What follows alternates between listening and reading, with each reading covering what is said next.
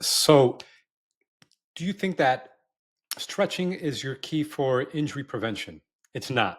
The actual way for injury prevention is strength training. So, when you think about injury prevention, or I like to call injury insurance, your injury insurance policy, it's strength training. And here's the deal, right? There's a study by Larson in 2018 that showed that adding strength training significantly lowers your risk of injury with all sports, including running. It's at least to a 10% increase in strength volume reduces your risk of injury by over 4%.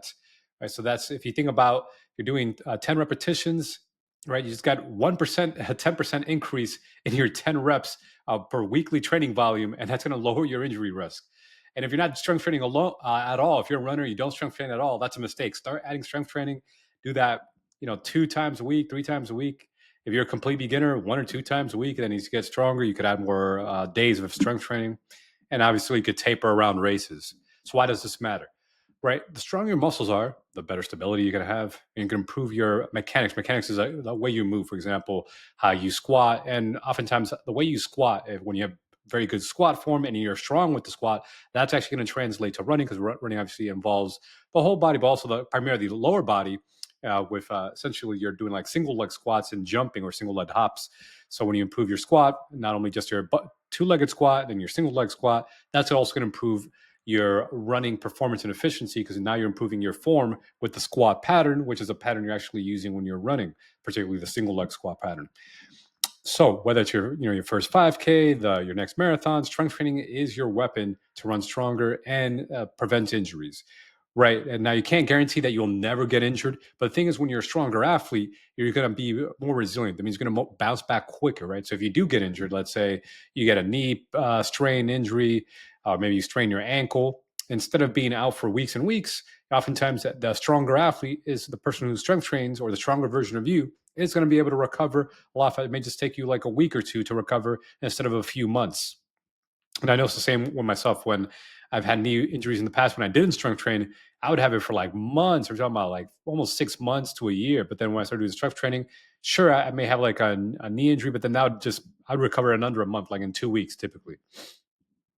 This applies whether you're young or old. You should be strength training. Whether you're an older runner, a younger runner, you should be strength training. I know sometimes with the younger runners, people are afraid that it's gonna, if you're in your teens, it's gonna affect your bone development. No. The science is sure even kids can do strength training. Obviously, you not have good form and technique, and we'll talk about that later. But if you're watching this, I'm sure you're an adult. Still strength train as well. So, and if you're not sure where to start, you're like, man, you just run, you don't know what to do. Simple things you do. You start with body weight. You start with body weight exercises 2, 3 times a week. Body weight exercise like just air squats, where you cross your arms or you don't have your arms out in front of you.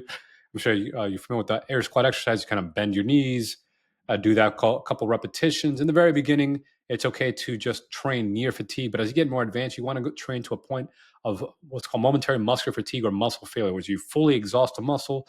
So in this case, if you're doing squats, it's going to be your glutes and quads. You fully exhaust them. Now, as you get more advanced, it's going to be hard to do with body weight. So you're going to have to make that more challenging, right? So instead of doing body weight, you add weights. You add a weighted vest. Maybe you add some bands. Maybe you do on a machine. Maybe you do like a leg press machine. Other type of exercise you could do are lunges, or you could do calf raises and deadlifts. Again, there's so many different strength exercises you can do.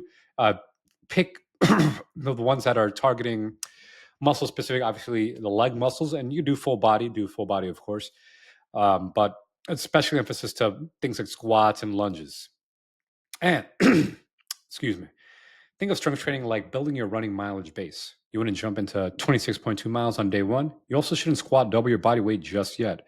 So start small, right? So if you're a 150-pound runner, don't think, I'm going to jump to a 300-pound squat, especially if you never lifted before. Start small, start slow. Maybe you'll just start with body weight. Maybe you'll then start with a kettlebell that's like 15 pounds, and you'll slowly build up. Keep track of it. And then eventually you'll get stronger over time.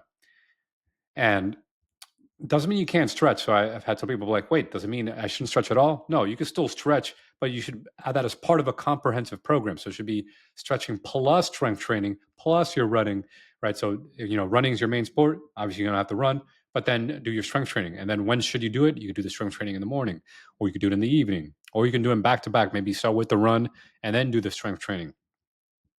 If it's a really hard run workout, so you have a speed workout, maybe you do the speed workout first, rest for like 15 or 30 minutes. At least you want to get your energy back, and then do the strength training.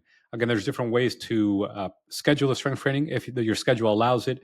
Maybe you run 4 days a week and you strength train 2 days a week, or you strength train 3 days a week, whatever works with your schedule and your body's recovery level, because everyone's going to have a different recovery level. Some people are going to have to need 2 days of recovery in between strength training sessions. Some people need just one day. So you may be able to strength train, for example, Monday, Wednesday, Friday, and have like a day in between those strength training sessions.